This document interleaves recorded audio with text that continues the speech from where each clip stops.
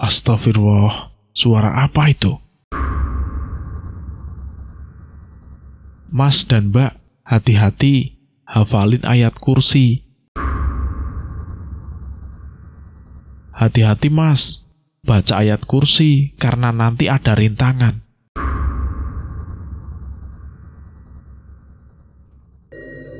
Assalamualaikum warahmatullahi wabarakatuh. Jumpa lagi di Lentera Hitam. Tentunya masih bersama Bobby yang akan menceritakan kisah misteri pendakian gunung. Bagaimana kabarnya teman-teman semua? Pastinya baik-baik saja, sehat selalu, sukses selalu, dan selalu dimudahkan segala urusannya. Oke, pada kesempatan kali ini saya akan menceritakan kisah misteri teror penghuni mansion. Bagaimana keseruan kisahnya? Kita langsung saja ke ceritanya. Cerita horor dimulai.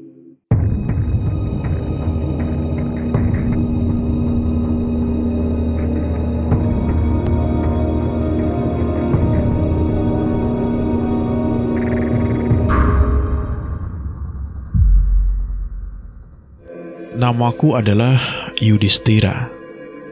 Biasa dipanggil Yuda. Aku di sini akan berperan sebagai Yuda. Hari ini tepatnya tanggal 12 Februari 2009. Aku bersama adekku bernama Octavia, sebut saja Via, sedang pergi menuju ke gunung. Gunung yang kami tuju adalah Gunung Merbabu, gunung yang cukup tinggi di Pulau Jawa. Kami sudah 3 kali naik gunung, dan ini adalah yang keempat. Karena naik gunung adalah kegiatan kegemaranku selain bermain game, aku mulai menyukai kegiatan itu ketika pertama kali diajak ayah sekitar 2 tahun yang lalu. Kami saat ini dalam perjalanan naik motor dan memasuki kawasan Jawa Tengah. Dari Jakarta ke Jawa Tengah kurang lebih sekitar 7 jam, karena tadi terjebak oleh macet. Kalau kulihat sekitar sudah hampir memasuki tengah malam. Singkat cerita, kami beristirahat sejenak ke minimarket, hanya sekedar beristirahat sebentar. Di sana kami beli bekal-bekal atau logistik. Lalu kami mengisi perut di teras minimarket itu. Sambil makan, kami ngobrol segala macam, membicarakan hal-hal sepele. Saat itu juga penjual minimarket keluar dan bertanya kepada kami, "Mas, Mbak, kalian mau kemana dini hari begini?"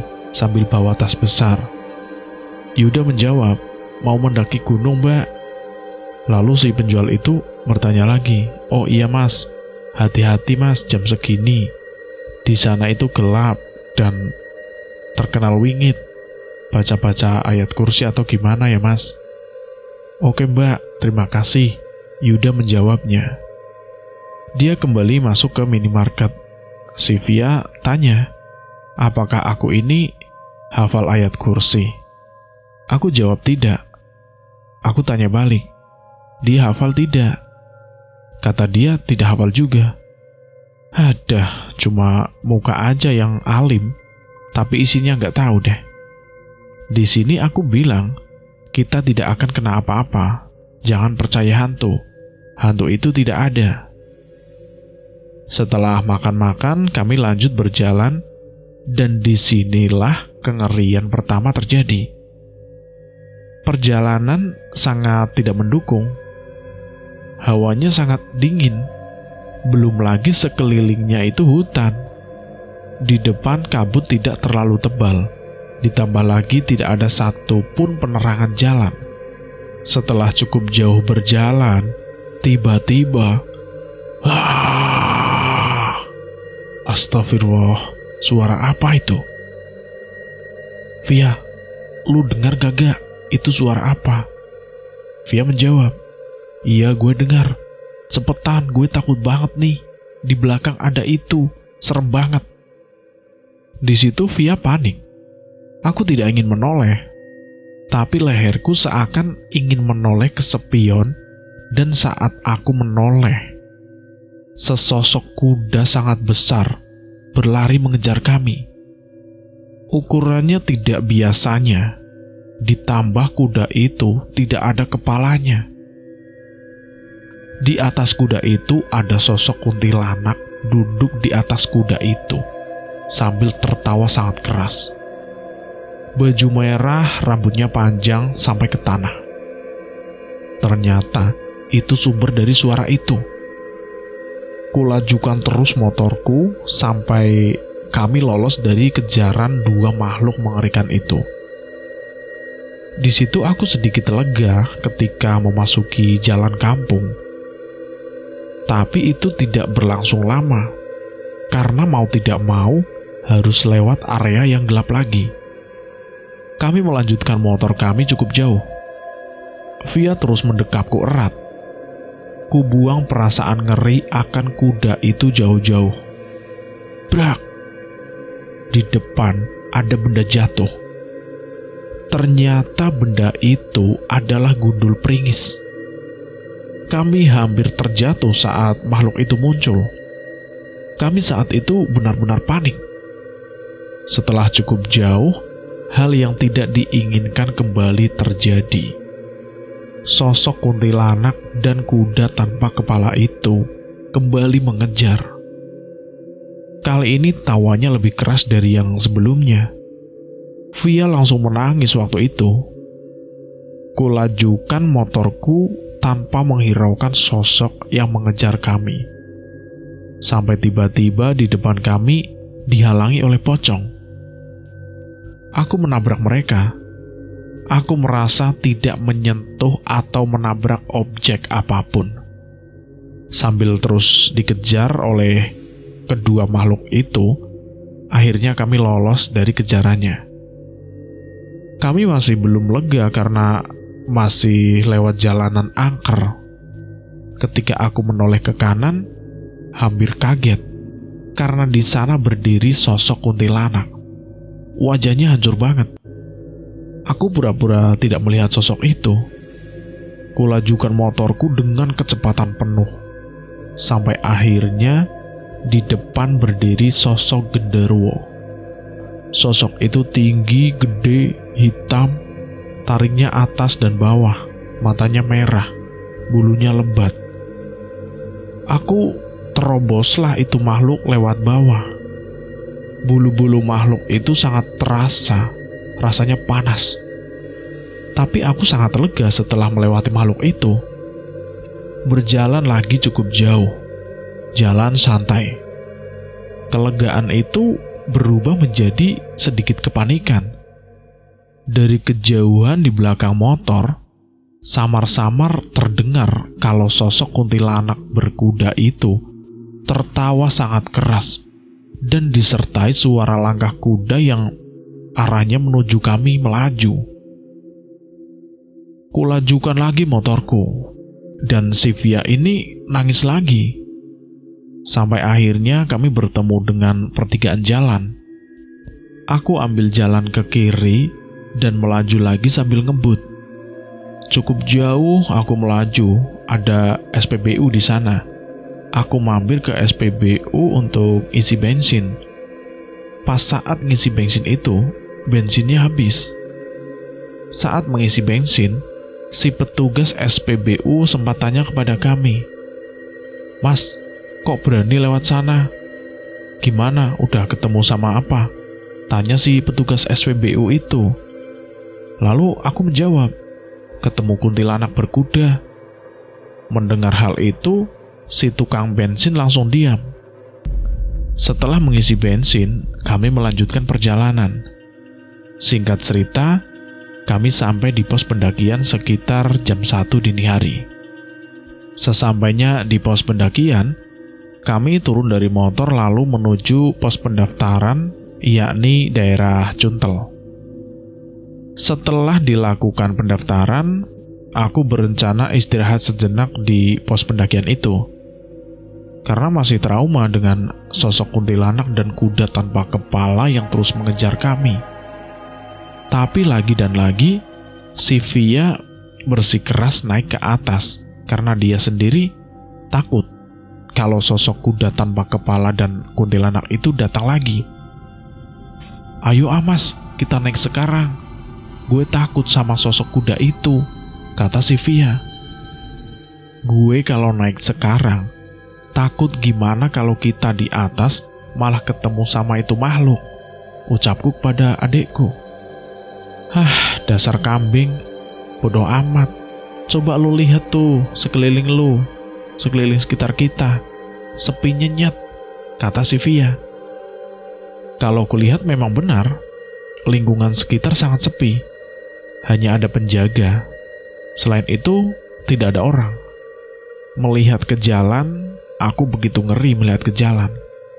Takut juga kalau mereka datang. Kalau naik ke atas, mungkin dia tidak akan mengejar.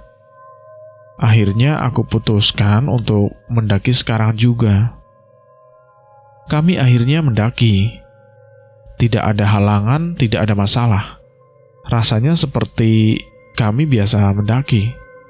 Sampai akhirnya sekitar jam 5 pagi, kami sampai di pos pertama.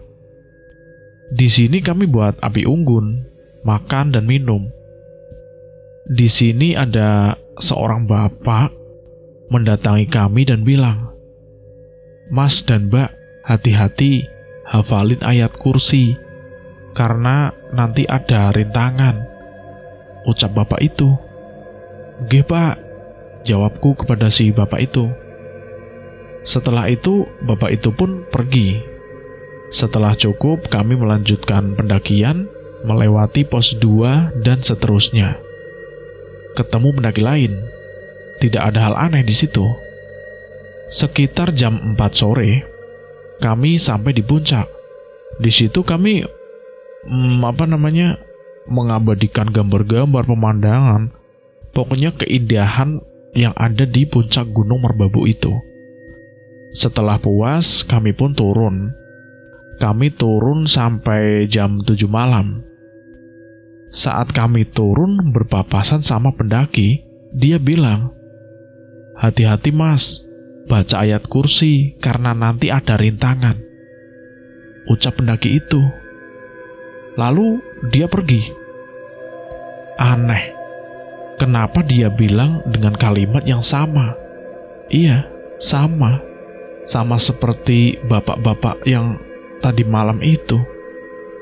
Dan akhirnya kami terus melewati jalur menanjak, turun, sampai akhirnya tiba-tiba ada suara ketawa dan suara gerap kaki kuda. Kami langsung panik di situ.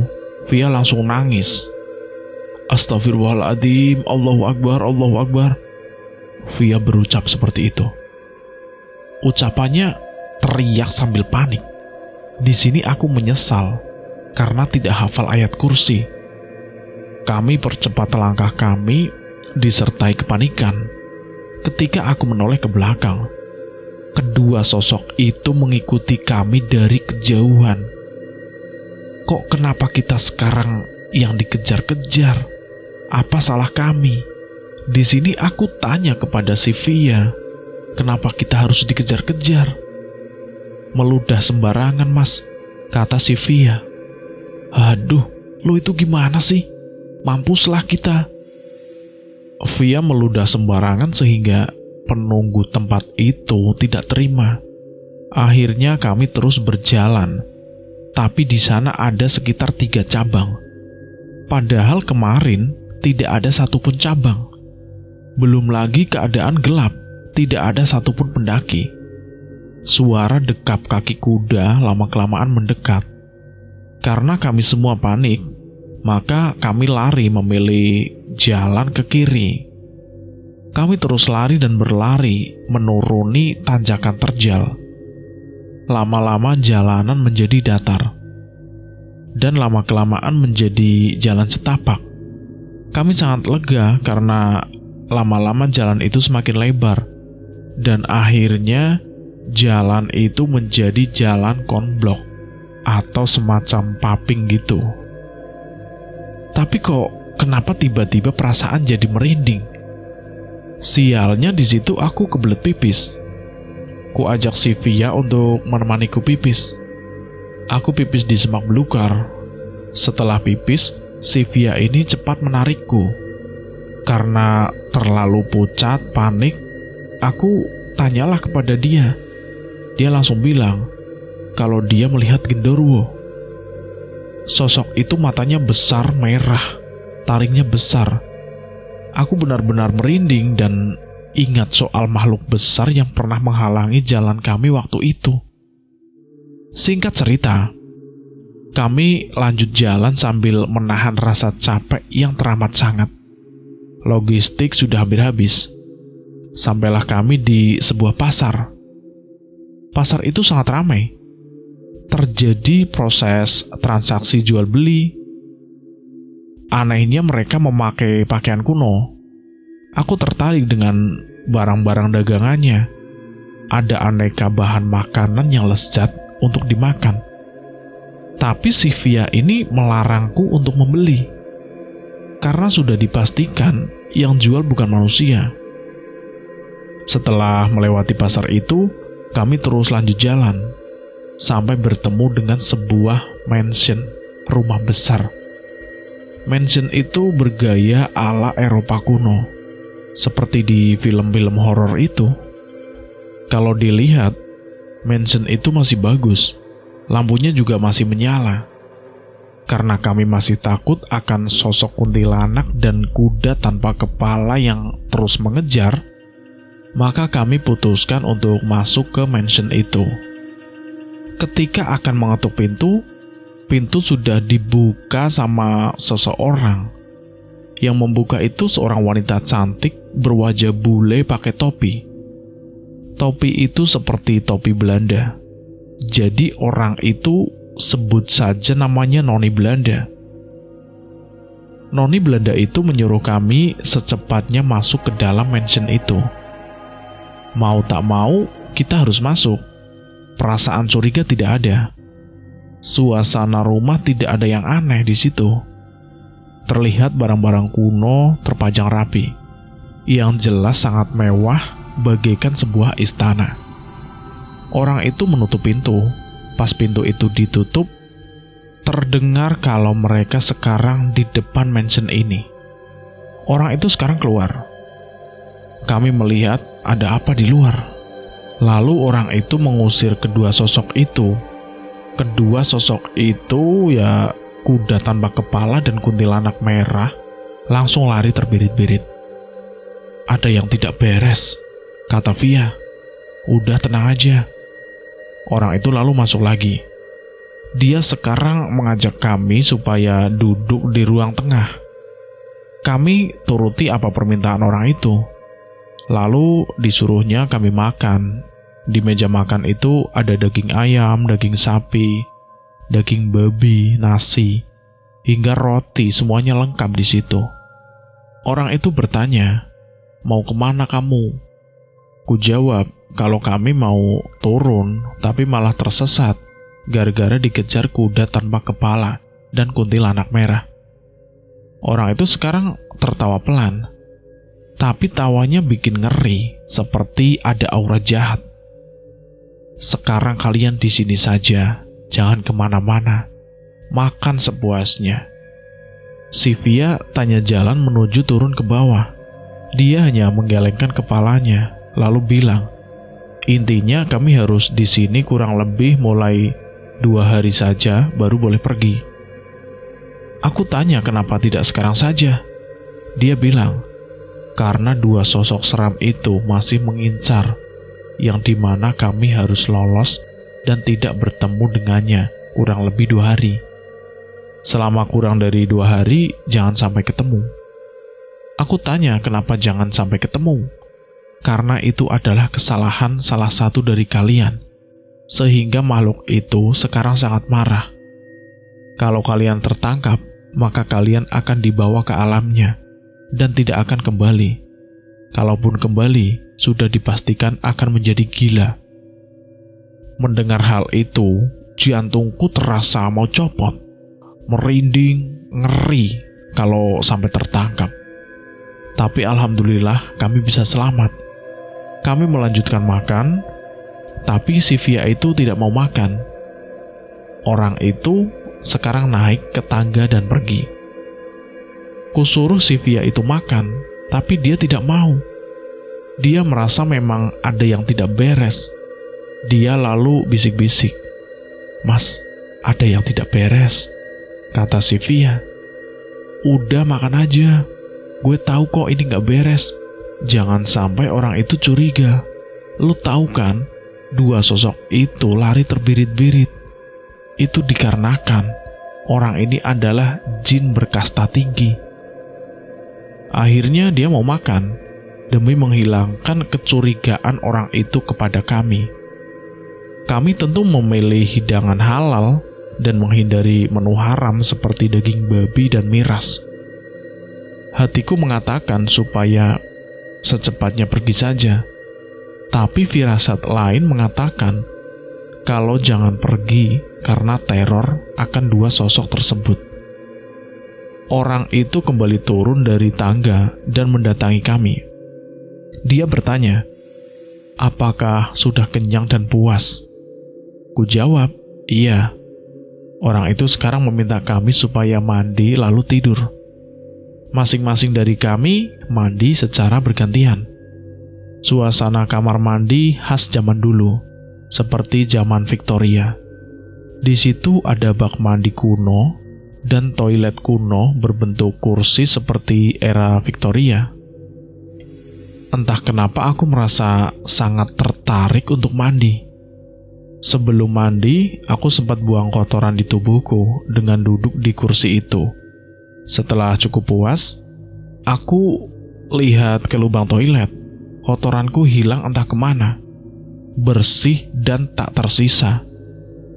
Tapi pikiran negatif ku buang jauh-jauh. Kalau aku mandi berendam di bak mandi kuno itu, sangat nyaman dan menyenangkan. Ditambah airnya hangat. Tiba-tiba saja, turun hujan yang membuat suasana semakin mantap. Tiba-tiba ada kilatan cahaya petir. Dalam kilatan petir, di situ aku melihat di depanku ada sosok yang menyerupai orang tadi. Tapi bentuknya ini sangat mengerikan. Badannya ini setinggi ruangan, tentu lebih besar. Pakai topi, mukanya jelek banget. Mulutnya sangat lebar. Tangannya panjang dan kukunya juga panjang. Melihat sosok itu, aku benar-benar kaget. Tiba-tiba, ada yang mengetuk pintu. "Dak, dak, dak, dak. Tolong mandinya dipercepat. Ini adik sampean mau mandi." "Iya, bentar." Singkat cerita, aku akhirnya selesai mandi. Entah bagaimana bisa, baju sudah disiapkan oleh orang itu. Bajunya masih sama, hanya saja lebih bersih seperti baru. Oke lah, di situ aku ganti baju. Aku lalu digiring oleh orang itu menuju kamar dan disuruh tidur. Sementara Via mandi di kamar mandi. Orang itu membaringkanku, entah bagaimana bisa aku langsung terlelap. Dalam mimpiku, aku menikah dengan orang itu. Dibawanya aku ke suatu tempat olehnya. Orang itu cantik sekali, ditambah pakai gaun pengantin berbentuk kemben yang sangat seksi. Di situ seperti nyata, apakah aku ini sedang halu? Wallahu a'lam, tubuhku tak bisa digerakkan jalan sendiri. Aku terus digandeng menuju tempat ritual pernikahan. Akhirnya sampailah di tempat tujuan, yakni sebuah kastil yang sangat besar. Aku digandeng masuk, tapi tiba-tiba suasana ngeri datang. Para penjaga dan para tamu semuanya sangat mengerikan. Ada yang besar berbulu, ada yang berkepala macan, berkepala kerbau, ada presiden Jawa yang seram dan kuntilanak juga, pocong, banaspati. Pokoknya di situ lengkap, semuanya mengerikan. Lantainya terbuat dari potongan tubuh manusia. Semuanya hidup dan berteriak-teriak meminta tolong. Seluruh dinding ruangan bercat darah, benar-benar seperti istana iblis. Pemimpin upacara atau mungkin wali nikah tak kalah mengerikan. Sosok itu berwarna merah, berbulu, matanya cuma satu, badannya sangat besar. Di dalam mimpiku itu, aku tidak bisa bergerak sedikit pun. Orang itu sekarang berubah seperti yang aku lihat di kamar mandi. Dari kejauhan, kulihat Via adekku itu ditelanjangi, lalu diseret oleh prajurit. Hal lebih mengerikan lagi terjadi.